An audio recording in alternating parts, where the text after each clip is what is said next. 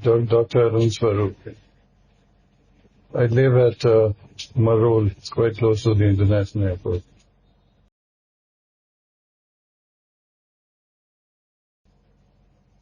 But I was born very much in Bombay. My parents are also from Bombay.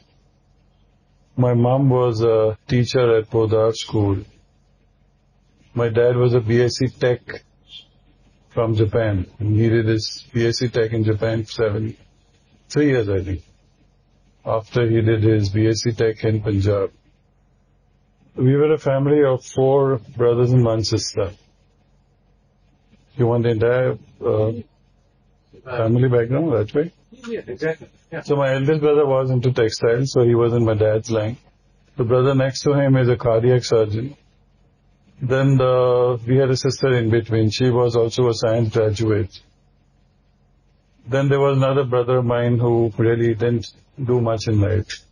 Then I was the youngest. I became a dentist. It's interesting how I became a dentist. One afternoon, my mom had a habit of reading a lot of Mills and Boons, romance. So she was sitting in the balcony reading Mills and Boons, so I went and told her. I said, look, I'm not being able to decide what I should do. She said, your elder brother is doing MBBS, you do BDS. I said, okay, I do BDS. That's how I became a dentist. How old were you? At that point in time, 18. So, can you tell me today and your family and your profession? Or? Well, today now our family shrunk. My eldest brother died of a cardiac arrest. My sister died of cancer at a very early age of 35. My other brother, the one who was really not into much, also expired. So now we are left with just the cardiac surgeon and me. Parents we lost quite some time back. In fact, I lost my mom when I was just 22. My dad I lost maybe when I was about 30. Tell me about your parents. As I told you earlier, basically we are from a very well-educated family. So emphasis as a child was laid on education. We are not talking religion now, so I will not really come into that. My mom, as I said, was a teacher. She was a graduate in arts. She had taken an active part in the freedom movement. She was a Gandhian by thought. She also tells me of the time when they used to do picketing, those Englishmen, they used to knock off their hats. They used to collect the hats and have a bonfire. That sort of a thing. So that's my mom. And my dad was a man of few words. He would speak when spoken to. Maybe I'm like him. I don't like to talk too much. I like to talk relevant to the point. And gossip turns me off. I believe in facts. And I would say the greatest thing I learned from my parents was to value time. Time never comes back. Opportunities come, they don't stay. And above all, I'll say from my dad, he always used to say that, in our house, we Punjabis, that he could speak very good English, but he would in the house not entertain anyone speaking to him. He would not reply if you speak to him in English. We had to speak our mother tongue. So that is why today I know Punjabi. I can speak Punjabi well. That's my dad.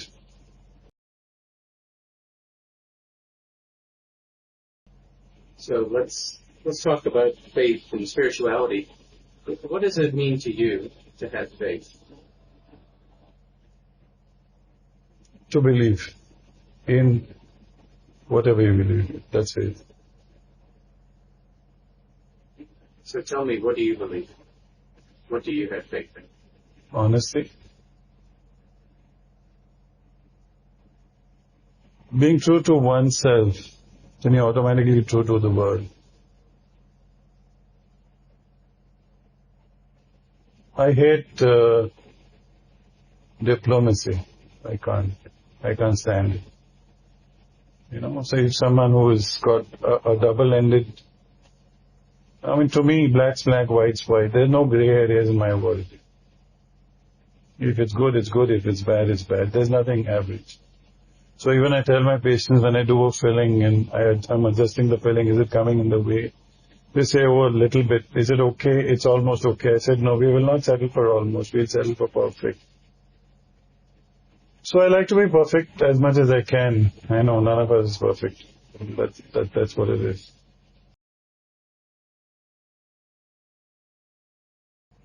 Faith in my life. See, it's like that.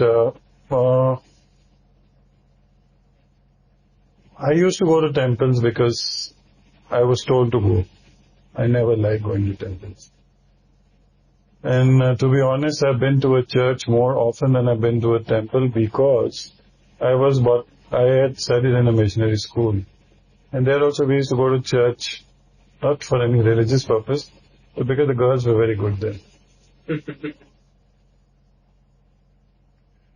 Temples never really interested me very much. Number one, they were not very clean. Number two, there was a lot of, too many gods and too many pictures and too many idols. I don't believe in idol worship. I just don't believe in it. And to me, I think religion is a creation of the weak mind. We take away religion from the world's a great place.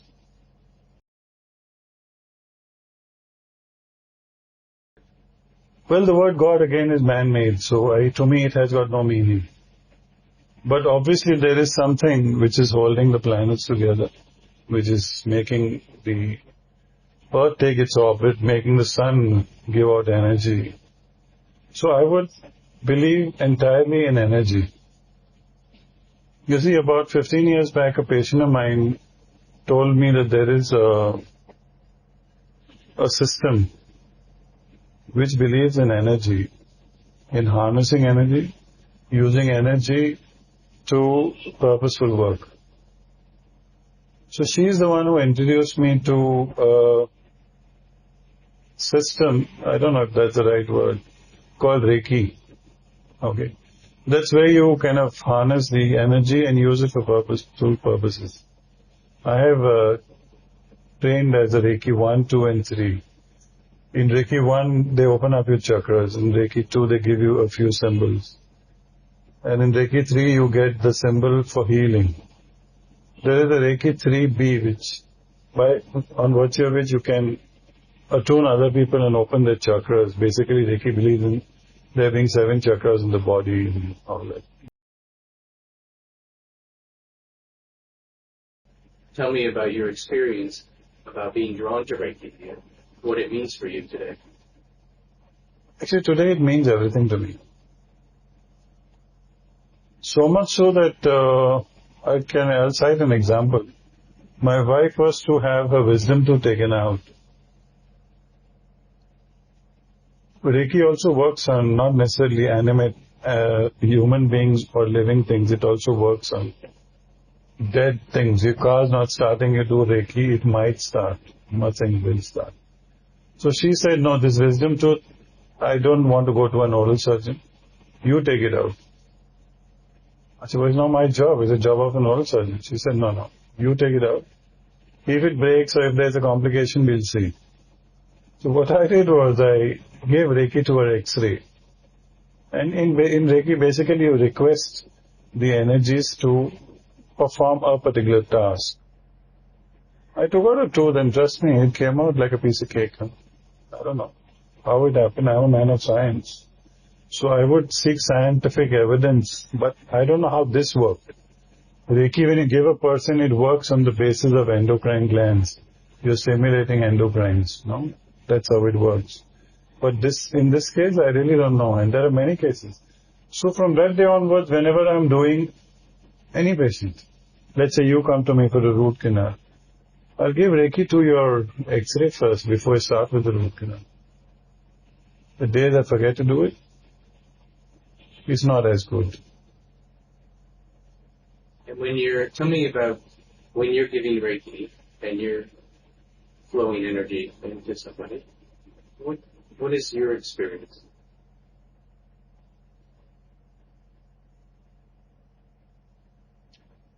Well, it feels good being a Reiki channel. Because there's a short prayer you say before you do Reiki where you thank the universal light force, as we call it, to be with you. So you feel nice being a Reiki channel. You feel nice you're bringing in positive energies into the world, I'd say. If I'm just doing this to an X-ray, it's coming into the world. And it's that's what's helping keep the world where it is, in spite of there being so much of disturbance all over the place. Tell me about the first time you received Reiki. That's about 12 to 15 years back. There was a Gujarati gentleman from Gujarat, obviously, who gave me the first Reiki. The experience was like, when he asked me to close my eyes and sit and, he did whatever was there to open the chakras. I mean, I could feel bells ringing inside me. I could feel a whole lot of energy flowing inside. I could feel a lot of heat. Even today when I do Reiki, my hands do get hot. And if you look at my hand now, I'm not doing Reiki, but it's still, if you feel it, it's warm and it's a little pink. There's a lot of blood in it, which is there ever since I have been associated with Reiki. And the first time you gave Reiki? Tell me about this. I really wouldn't remember. It's been such a long time, to be honest.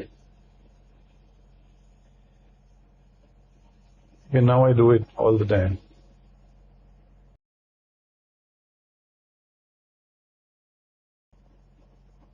Do you feel like you have ever had a pivotal moment in your life where you really had to rely upon the universe, the universal energy, for you?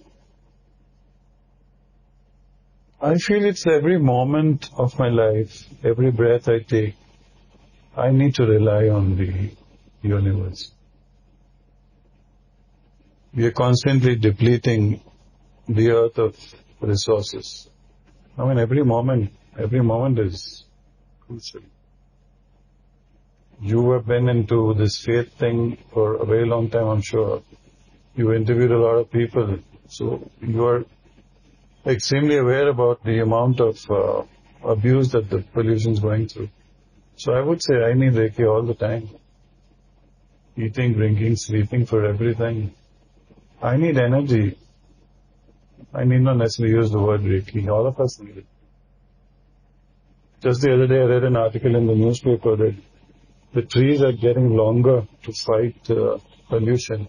It is as if the carbon dioxide is acting as a catalyst for them to grow. But they are growing. I mean, if Earth and the planet as such is doing things to protect itself, it's a shame that we guys who are living on the resources of the planet are doing absolutely nothing. I feel if a bunch of people can get down positive energies to the planet, you're doing humanity a big favor. It's because you really have to do it. Each one of us has to do it.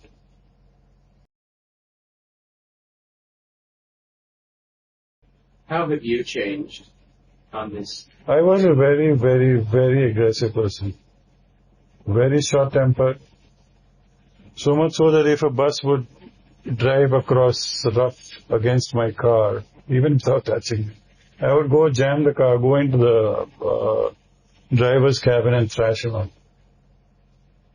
Not because of my force, because at that point of time I used to be insane. My behavior used to be absolutely irrational, worse than an animal. Today, you try and irritate me as much as you want. It's difficult. I'm not saying it's impossible. Even today I have times when I do get annoyed, so it's really calmed me down. Mellowed me out to a very, very big extent. How has your faith changed? But to be honest with you, I never had any faith to change. let me say, this was the first faith I've had, and I never felt it necessary to change. I would still, if I'm going across a church, make the sign of the cross, going across the temple, fold my hand, because it's so strongly rooted into us Hindus that it's difficult to get rid of it. It comes reflexively. But that doesn't mean I believe in it. I noticed that you have Ganesh and the other deities here. Is this more cultural for you, or it's spiritual, or it's for the patients?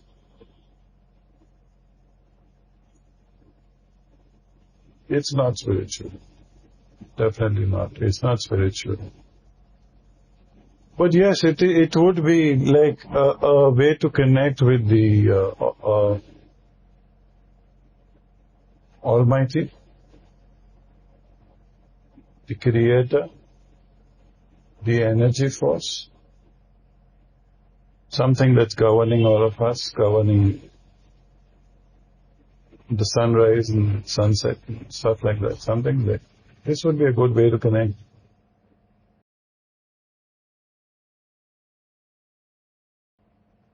In your experience as a Reiki master, have you ever had any experiences of healing someone that really had a big impact on you?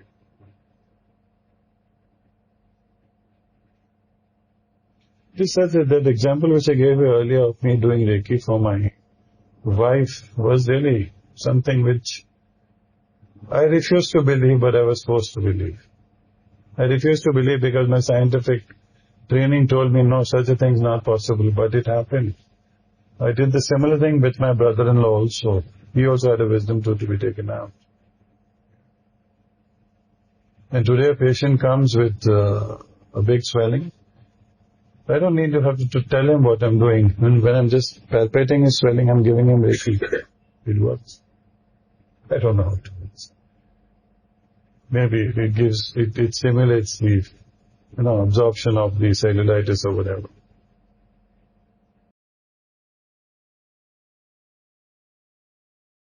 What are you most grateful for?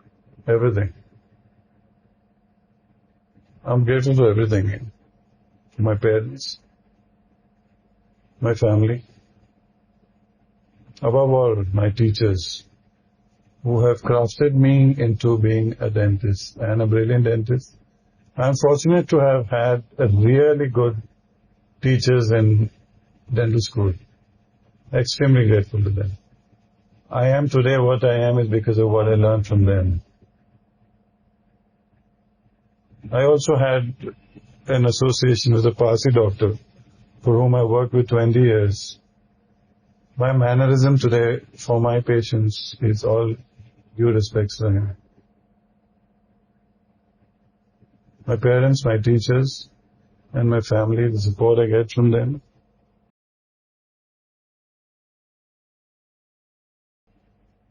It's just a vision. It's not something that can never ever come true. No countries, no boundaries, no religion, no faith, a common understanding of each other, living like human beings, no violence, and definitely no religion. It should be one world with no boundaries that this is this country, that's that country, and this is this. No. It should be one world. We are all human beings. We have been created with one heart, two eyes. Anatomically, we are the same. We have different blood groups. So if you want to classify a person, classify according to blood groups, not according to North America or South Africa. That's my greatest wish.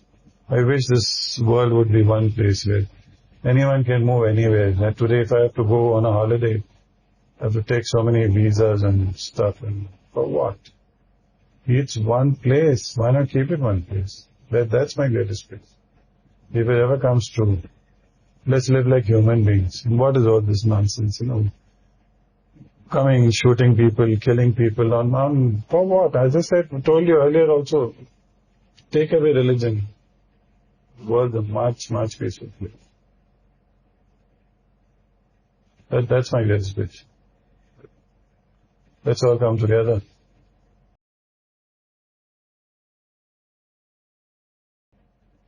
That here there is a guy, qualified dentist, who's done science like for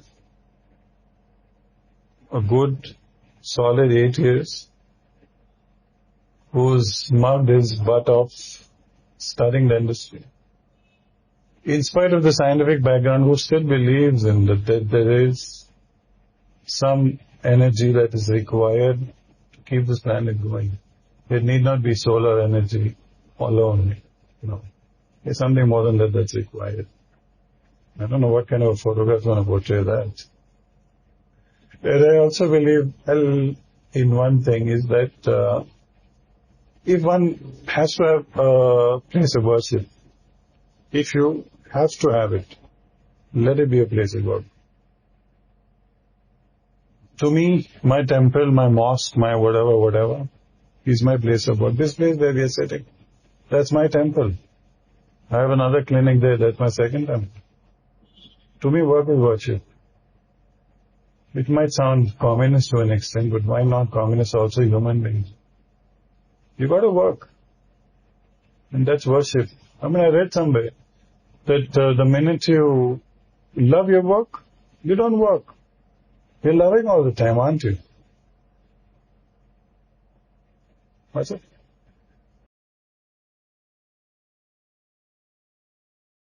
Do you have a message you would say? Yes, I do have a message. Is that if we are all created equal, why the equality, the separation in terms of religion, in terms of social status? Why are we diversifying and dividing ourselves?